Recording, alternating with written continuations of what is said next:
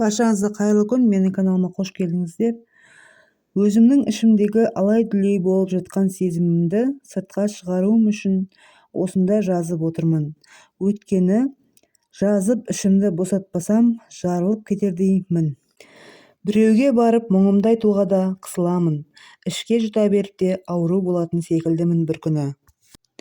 Шіркін, әйел затын кім түсінер? Әйел болып жанымда жүрген енем бе, әлде қасымда өзіммен түйдей құрдас қайын сіңілім бе? Жұмыс деп жұмыстың тіршілігі, үй деп үйдің тірлігі, өмірі бітпес.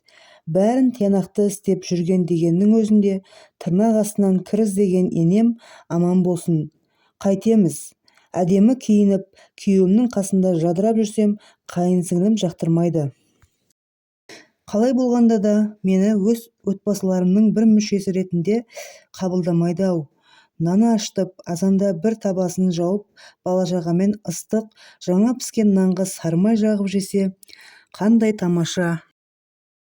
Мен тіпті осылай армандаймын деп те ойламаппын. Балаларым үшін ғана емес, бүкіл отбасым үшін деп, оның ішіне енем мен қайынсіңлім де кіреді. Соларға жағдай жасаймын десем де жақпадым. Түнде қамыр ашытып жатқанмын.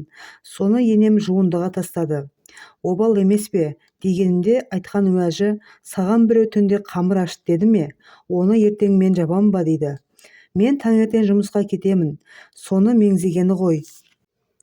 Бір сағат ерте тұрып, жауып кетемін дегенмін, бірақ әдейі істеп отыр. Балаларыма өзіме көргенсіз көгермегір деген сөздерін көп айтатын. Ұту үшін ұтылдым деп айтып жүргенім бекер екен дедім. Үндемей жеңесің деп үйретуші еді ғой аналарымыз. Бірақ үндемесең осындай жағдай болады. Бөлек шығармайды. Күйеуім ынжық. Сөйлесем менің де тілім бар. Бірақ анамның берген тәрбиесіне сөз келтіргім келмейді. Қызым, өмір қысқа. Бүгінгі бар адам ертең жоқ.